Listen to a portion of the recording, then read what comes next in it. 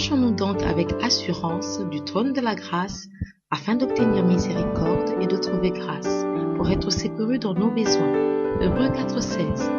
Par cette portion des Écritures, l'Église Trône de Grâce a reçu de Dieu la mission de reconnecter tous les hommes à la grâce de Dieu. Au moyen de la connaissance des Écritures et de la puissance de Dieu, l'Église Trône de Grâce véhicule ce puissant message de grâce et de restauration qui a déjà transformé la vie de plusieurs personnes à travers le monde. Que la grâce de Dieu soit avec vous.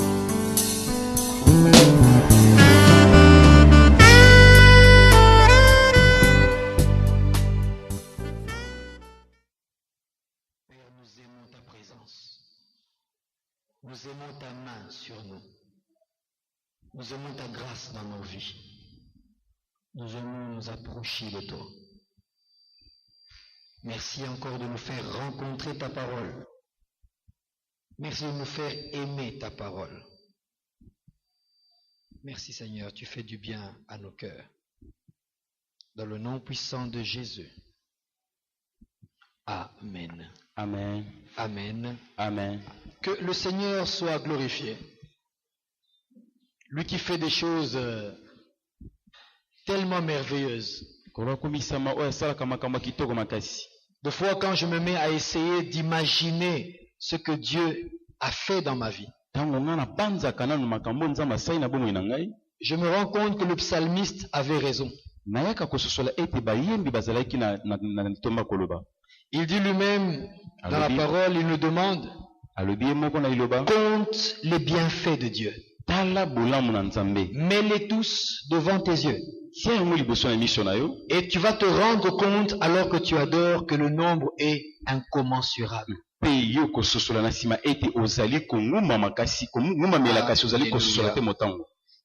tu as un Dieu qui a un souci. Il se préoccupe de ton lendemain, de ta destinée. Et tout ce qu'il veut, c'est que les hommes et les femmes sur terre reconnaissent sa main au travers de toi. Ainsi, Dieu s'applique à transformer ce qu'il y a dans ton existence. Pour faire de toi un miracle aux yeux des autres. Oh, alléluia. Je vois ta vie devenir un miracle devant les hommes. À cause du nom de Jésus-Christ en toi. Amen. Nous allons lire un passage. Matthieu 13. À partir du verset 53 au verset 57. Je lis. La Bible dit, lorsque Jésus eut achevé ses paraboles, il partit de là. S'étant rendu dans sa patrie, il enseignait dans la synagogue, de sorte que ceux qui l'entendirent étaient étonnés et disaient, d'où lui viennent cette sagesse et ces miracles? N'est-ce pas le fils du charpentier? N'est-ce pas Marie qui est sa mère? Jacques, Joseph, Simon et Jude, ne sont-ils pas ses frères? Et ses sœurs, ne sont-elles pas toutes parmi nous? D'où lui viennent donc toutes ces choses? Et il était pour eux une occasion de chute. Mais Jésus leur dit, un prophète n'est méprisé que dans sa patrie et dans sa maison. Lis avec moi un second texte. Dans le livre de Luc.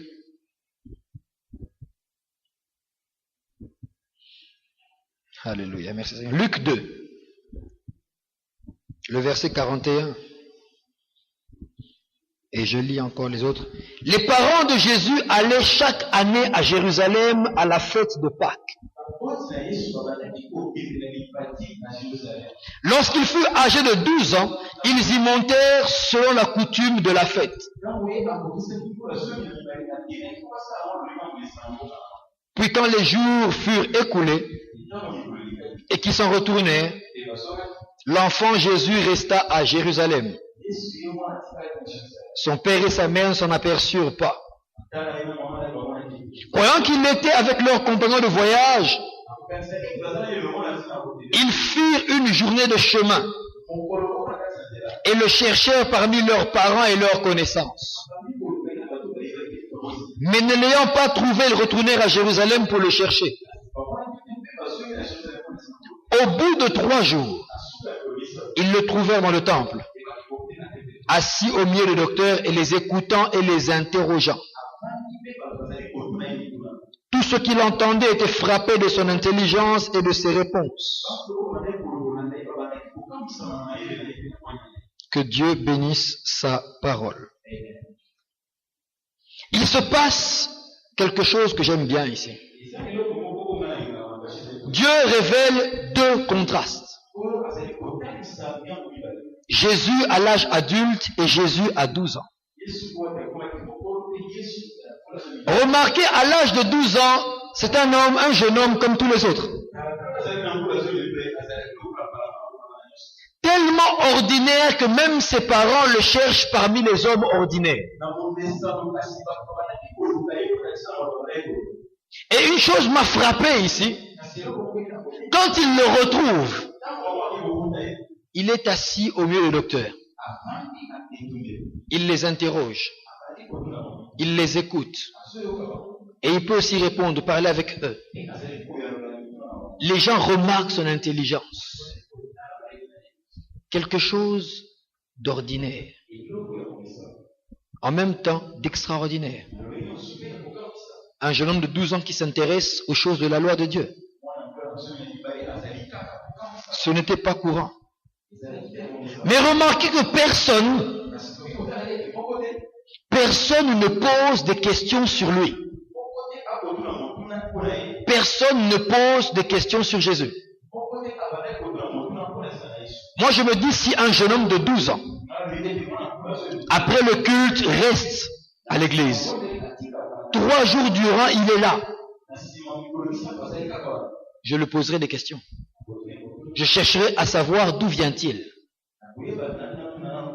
Cela voulait dire que 3 jours durant, Jésus était passé inaperçu. Il était un jeune homme comme tous les autres, qui posait des questions aux personnes plus élevées en dignité et en intelligence que lui. À l'âge de 12 ans. Et la parole nous dit que ses parents sont partis à Jérusalem à la fête, comme de coutume.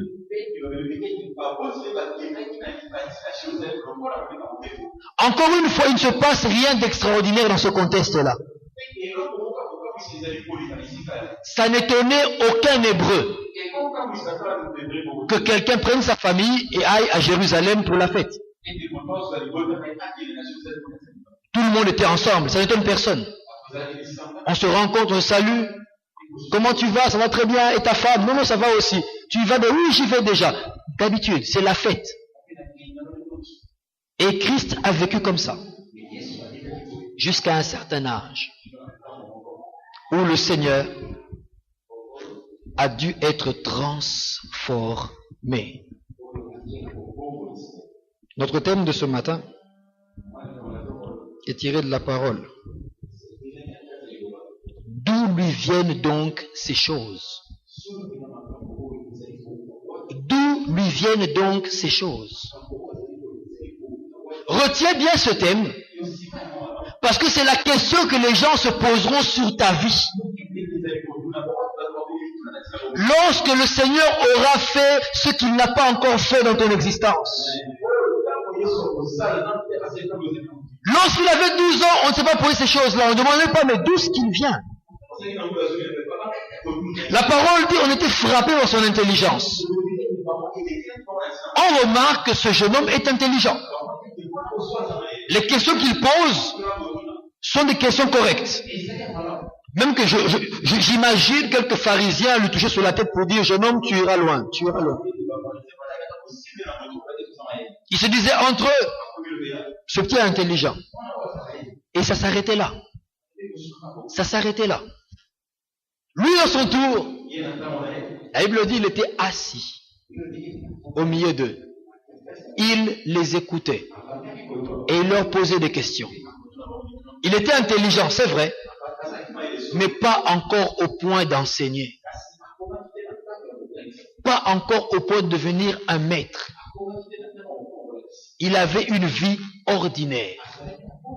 Même ses parents l'ont cherché parmi les gens ordinaires. Les amis et les connaissances. Les gens ordinaires. Et puis il s'est passé quelque chose dans sa vie. Le chapitre de Luc nous dit il est monté à Jérusalem pour la fête. Il est entré au temple. Mais quand on lit Matthieu, la parole nous dit s'étant rendu dans sa patrie, il est entré dans la synagogue. Jusque-là, des faits tout à fait normaux. De la même manière que tu as rencontré le Seigneur, tu te lèves le matin, tu viens au culte, tu fais ce que tu as fait, des faits tout à fait normaux. Qui n'épatent personne. Entre la synagogue, ça n'étonne personne. Mais qu'est-ce que la Bible dit? Il enseignait dans la synagogue. Il n'était plus assis pour écouter, pour poser des questions. C'est lui qui faisait sortir de lui une parole.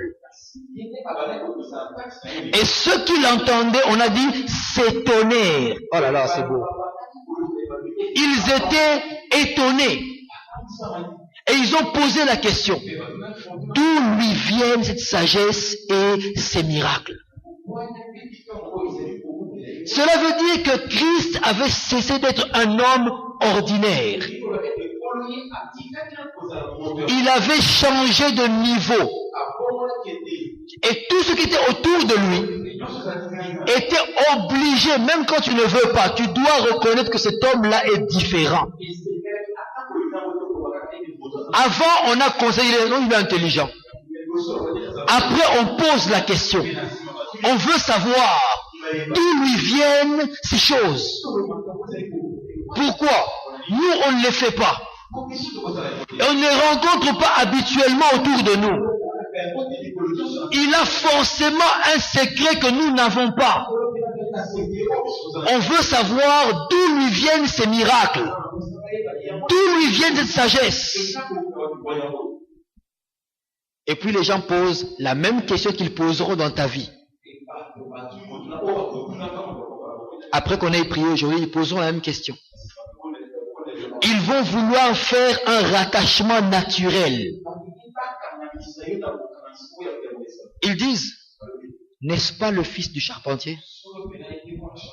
Est-ce que Marie n'est pas sa mère? Jacques, Jude, ils sont ses frères, mais ils sont au milieu de nous. Ses sœurs, nous les connaissons. Autrement dit, normalement, ils ne devaient pas être comme ça. Ce n'est pas un trait de famille. Je connais leur famille, parce qu'elle a été. Mais lui, il est bizarre. Il est différent d'eux. Bien aimé, laisse-moi te dire, après qu'on ait prié aujourd'hui, même ton code génétique, le Seigneur va le changer. Il y a des choses qui sont héréditaires, mais qui n'ont pas le droit d'être dans ta vie. On pourra dire, il tient de sa mère, elle tient de son père. Mais crois-moi, si le Seigneur n'a pas besoin de ça, il va le retirer aujourd'hui. Alléluia. Parce que simplement, il veut faire de toi un homme ou une femme qui sera un signe et un miracle en son compte aux yeux des hommes. Les humains posent la question. Mais ce n'est pas le fils de Joseph? Laisse-moi t'annoncer, comme une prophétie, que lorsque le Seigneur fera ce qu'il a à faire ce matin dans ta vie, les gens vont commencer à chercher tes origines. Ils vont dire, mais ce que nous savons de lui, ce que l'on sait de sa famille, ne ressemble pas à ce qu'il est en train de faire maintenant. on sait que généralement ils sont comme ceci. Généralement ils agissent comme cela. Telle famille, on les connaît. Ils sont brutaux. Ils sont nerveux. Mais comment lui les calme? Ceux-là, nous les connaissons. Généralement, la plupart d'entre eux s'arrêtent au diplôme d'État. Ils ne vont pas plus loin. Comme leur père. Mais comment lui est arrivé en licence? Avant Baba Lavubabota, c'est connu chez eux. C'est comme ça. Comment est-ce qu'elle a fait, elle, pour se marier sans faire un enfant hors mariage? Pourquoi? On va te rattacher à ton père le charpentier. En Israël, généralement, les métiers se transmettaient de père en fils. Il était presque inconcevable de voir le fils d'un charpentier faire autre chose que ce que faisait son père. Il y avait comme un fil qui les liait. Et jusqu'à aujourd'hui, on voit les mêmes choses. Les hommes et les femmes t'identifient par rapport aux informations qu'ils ont de toi. Mais laisse-moi t'annoncer que désormais les hommes et les femmes vont t'identifier par rapport à l'information que Jésus donne de toi. Parce que tout simplement, le Seigneur veut que tu sois un miracle. Et ils poseront des questions. D'où lui viennent ces choses? Essaye de fouiller dans son CV. Regarde dans son passé. Qui avant lui avait fait ces choses? Personne. Mais au fait, son oncle était pasteur aussi. Oui, il était pasteur. Mais comment est-ce qu'il n'a pas prêché comme lui, il le fait? D'où lui viennent ces choses? La différence que l'on voit dans sa vie, à quelle origine? Bien-aimé, prépare-toi à quitter le stade d'hommes et de femmes ordinaires pour devenir un homme et une femme extraordinaires. Parce que le Seigneur est prêt à te faire changer de niveau. Dieu aime ça. Il y a des révélations. Il y a des choses à faire dans la vie que tu ne pourras pas faire tant que tu n'es pas devenu un homme ou une femme extraordinaire. Certains diront, ah, ça c'est difficile. Parce que tel que je me connais, ça c'est l'information que tu as de toi-même. Ce n'est pas l'information que Jésus donne de toi. Les humains avaient une information propre à eux. C'est le fils du charpentier. Sa mère Marie, nous la connaissons. Ses sœurs et ses frères sont au milieu de nous. Ça veut dire qu'il ne peut pas être autre chose que ce que sa famille a déjà tracé. Il ne peut pas. Nous les connaissons. Sûrement certains se sont levés pour dire de quel Jésus il parle. Le petit Jésus. Quoi? C'est lui qui enseigne dans le temple. Soyons sérieux quand même. Soyons sérieux. Soyons sérieux. Moi je l'ai connu tout petit. À l'école primaire, c'est moi qui l'ai enseigné. Soyons sérieux. J'imagine l'étonnement des gens lorsqu'ils sont rendus compte de la mission de Christ. Et même vous et moi, vous savez, nous aurions été là au moment où Jésus vivait. Je ne pense pas que moi j'aurais cru en lui. Je ne pense pas. Tournez les yeux, regardez ceux qui sont à l'écodime derrière. Vous les voyez, tout beau, tout mignon. Maintenant, imaginez que vous les voyez aussi petits, ordinaires. Et puis subitement, à 30 ans, il vient te dire en face, le Messie que vous attendez, dont Esaïe a parlé là, c'est moi. Tu vois, ton rire a déjà dit quelque chose. Hein?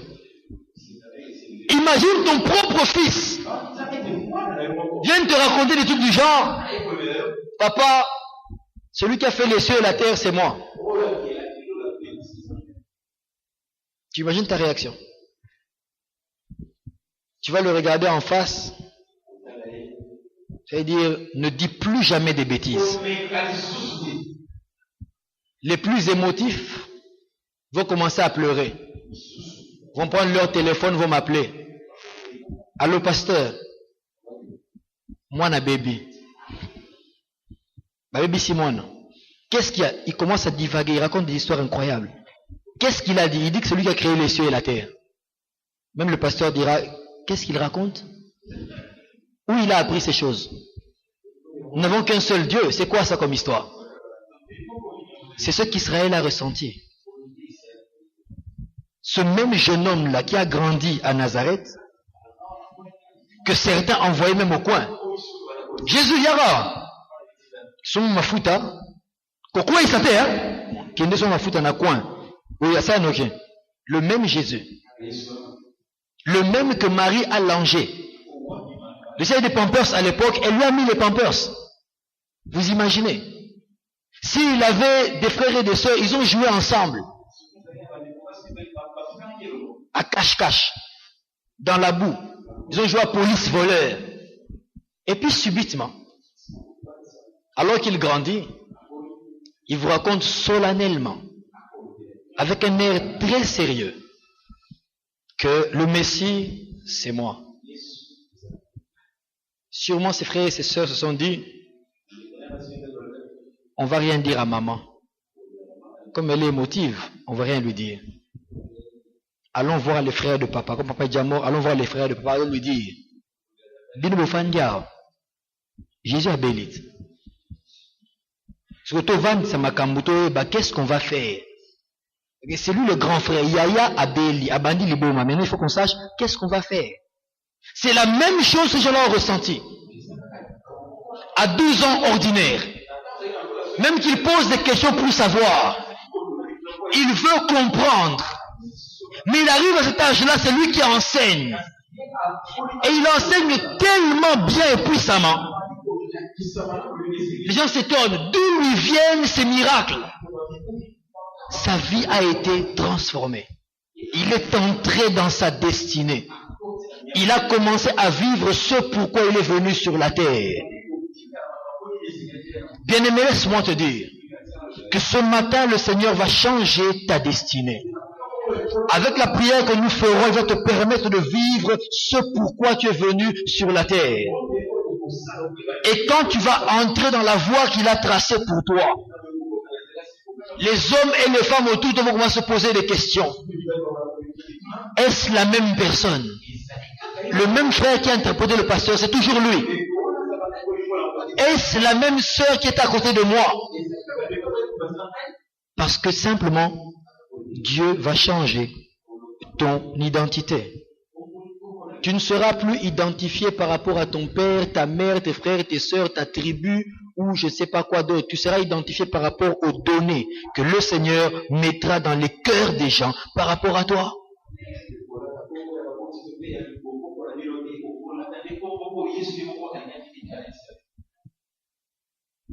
Dans ma famille, je vis ces choses. Il y a des gens qui ont du mal jusque-là à m'appeler pasteur. Ils te regardent très bien. Ils t'appellent pasteur et puis se renseignent encore. Alpha, comment pasteur, ma solo? Comment pasteur? D'autres même coupent court. Ils m'appellent maître. En souvenir de l'avocat que j'étais. Alors qu'ils ne se sont pas rendus compte que je suis entré dans ma destinée. Je commence à faire ce pourquoi je suis né. Mais lorsque le Seigneur a mis devant eux la sagesse et l'intelligence, obligés de s'incliner. Et là, c'est plus par dérision, c'est par respect. On vient voir. Pasteur, il y a un petit problème. Est-ce que l'on peut? J'ai dit, ok, maintenant tu as compris. Avant, bon, il est pasteur à sa manière. Mais quand ils ont vu ce que le Seigneur peut produire au travers de nous, obligés de s'incliner. Lorsque ces hommes et ces femmes verront ce que Dieu peut produire au travers de toi, ils seront obligés s'incliner. Ils n'auront pas le choix. Bien-aimé, je dis même calmement, ils n'auront pas le choix. Toi, prépare-toi seulement à voir ta destinée être bouleversée. Prépare-toi à ce que les gens se posent des questions. D'où lui viennent ces choses? Alléluia. À cause de cela, ils vont croire en ton Dieu. Vous savez, un témoin sans témoignage ne sert à rien. Un témoin sans témoignage ne sert à rien. Rien du tout. Le Seigneur, sachant ces choses, il a mis en nous son esprit pour que nous puissions devenir des véritables témoins. Ceux qui portent du fruit. Ceux-là qui, lorsqu'ils parlent, on sent Jésus. Lorsqu'ils vivent, on voit Jésus. Lorsqu'ils sont devant un démon, le démon comprend que c'est Jésus qui est en face de lui. Lorsqu'ils sont devant les événements et les temps et les circonstances, ils ne pleurent pas, ils ne se lamentent pas, ils ne murmurent pas, ils les transforment. La Bible dit, ils transforment la vallée de Baca en un lieu plein de sources. En priant ce matin, c'est ce que Dieu va faire pour toi et pour moi. Les gens ont identifié Jésus par rapport à son père le charpentier. Par rapport à quoi on t'identifie? Par rapport à qui on t'identifie? D'autres t'identifient par rapport à ton passé. Telle sœur, il y a comme ma sœur. Ah, on a bien. Moi on me l'a dit. J'ai vu que j'ai rencontré, je leur dis, un tel a comme ma sœur. Sœur arabe. C'était ma copine, sœur Ndengenine. Moi, tu as bien dit c'était. Maintenant, elle ne l'est plus. Elle est quelqu'un d'autre. Des amis à moi sont venus me parler une fois. Parce qu'entre eux, ils se sont dit, quand je me suis converti, Alf s'est converti. Il est devenu chrétien. Non. Dans 2 semaines, il va redevenir normal. Dans 2 semaines, il va redevenir normal. Ça fait des années, depuis 91, que j'attends de redevenir normal. Je ne le suis toujours pas. Ils m'ont identifié par rapport à mon passé. Il y avait une étiquette. C'est le fils de Marie. C'est le fils de Joseph le charpentier. Il y avait une étiquette. Prépare-toi à ce que Dieu puisse changer l'étiquette qu'on a mise sur ta destinée, sur ta vie. Je dis calmement, prépare-toi à ce que Dieu puisse changer l'étiquette que l'on t'a donnée. Prépare-toi. Si tu n'es pas prêt, ça te passera à côté. Mais comment est-ce que Dieu peut changer une destinée? Pour que justement ces choses-là soient identifiées. Première des choses, pour que la chose justement arrive. J'aime bien le mot chose. Comme dit ma femme, tu dis toujours chose. Pour que tu puisses toi mettre le nom qui convient. Pour que tu puisses faire en sorte que les hommes et les femmes posent des questions. D'où lui viennent ces choses?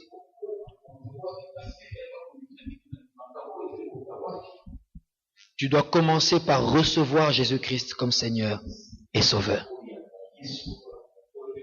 Tout ce que je dis n'a pas de valeur dans ta vie tant que tu n'as pas encore reçu Jésus-Christ comme Seigneur et Sauveur. Tant que tu n'as pas fait de lui le maître de ta vie, ce que je dis ne te concerne pas. Je ne parle pas de ta religion.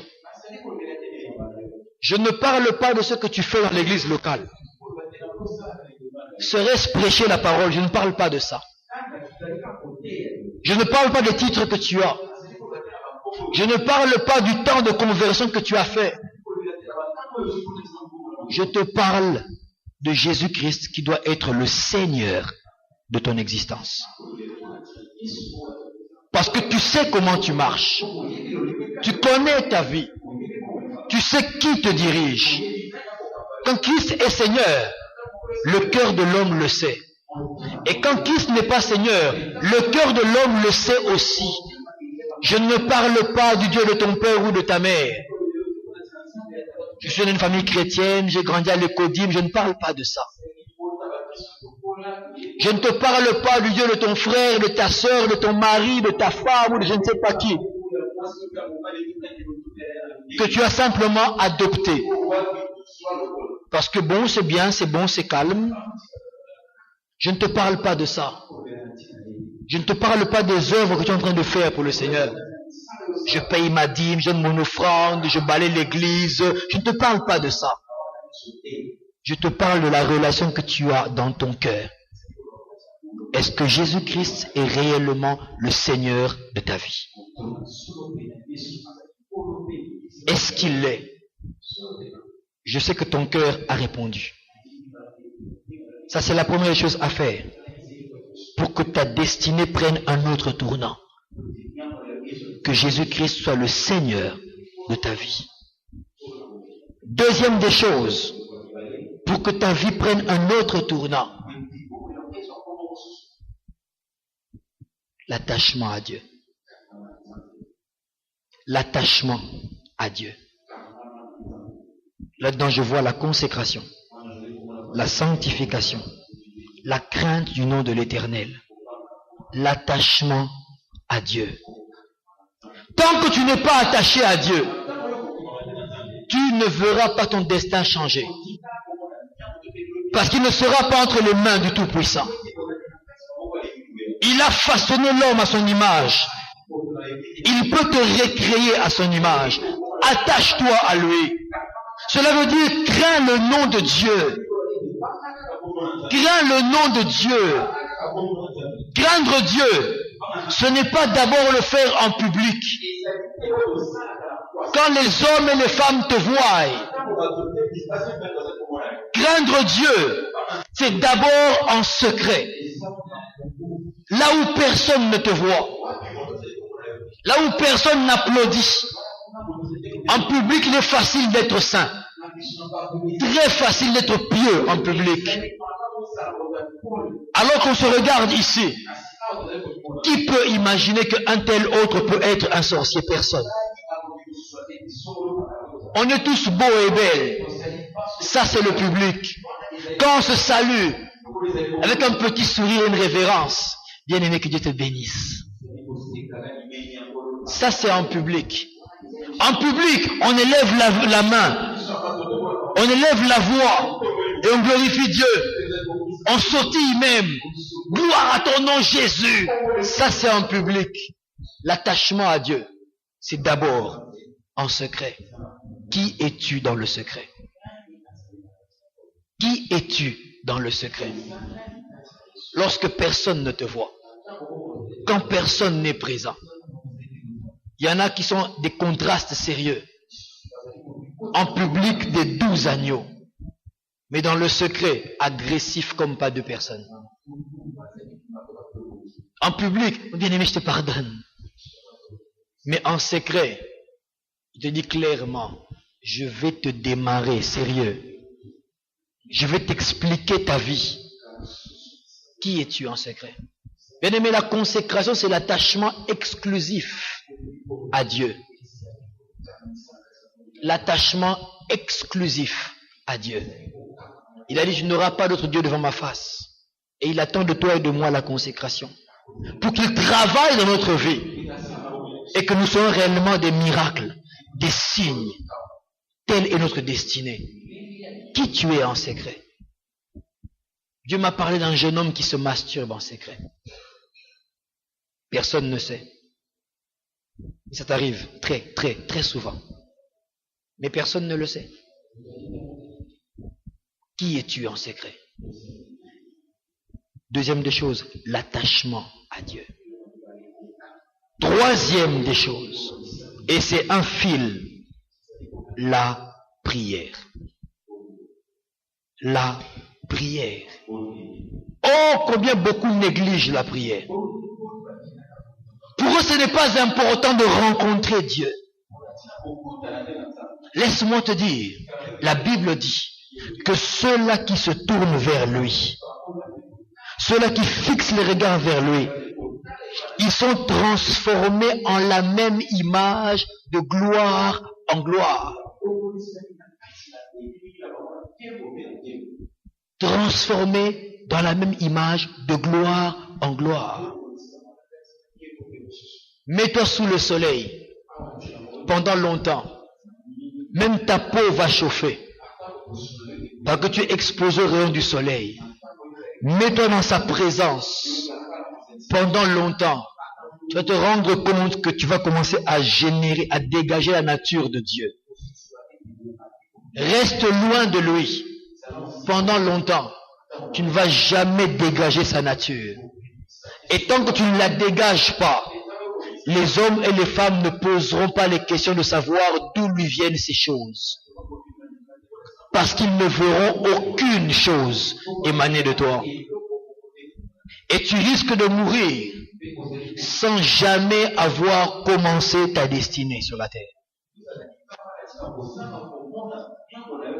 Ne prends pas ce risque de mourir sans avoir commencé ta destinée sur la terre.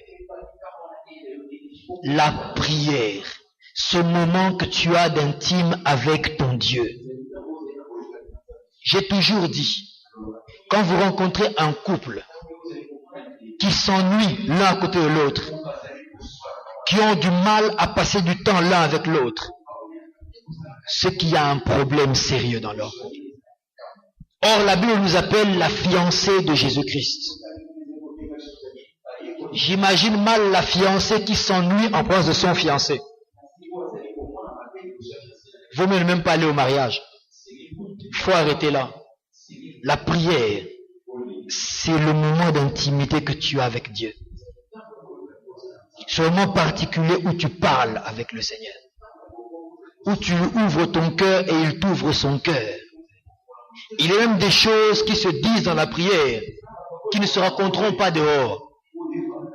Dieu ne le dira pas. Il te dira à toi non plus, ne dis pas. C'est dans la prière que l'on a des secrets avec le Seigneur. Et les hommes et les femmes à l'extérieur ne vont faire que voir l'accomplissement des secrets qu'il y avait à l'intérieur. Bien-aimé, la prière te rend solide.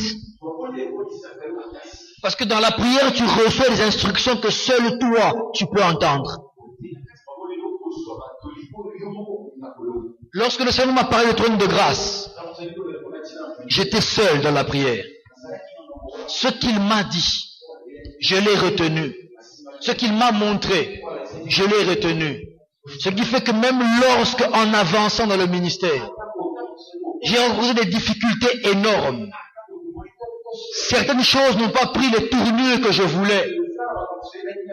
Certains ont voulu me convaincre que je n'avais pas l'appel, que j'ai juste été zélé, c'est tout. Je leur ai dit, je sais ce que j'ai entendu. Je sais ce que j'ai vu. Et je sais que cela va se faire. Alléluia. Bien-aimé, attache-toi à Dieu. Laisse-le être Seigneur. Et prie. Alléluia. On va se lever ensemble. Et nous allons prier.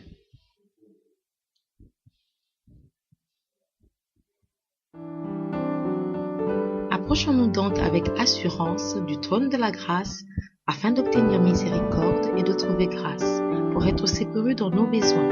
Hébreux 4,16. Par cette portion des Écritures, l'Église Trône de Grâce a reçu de Dieu la mission de reconnecter tous les hommes à la grâce de Dieu.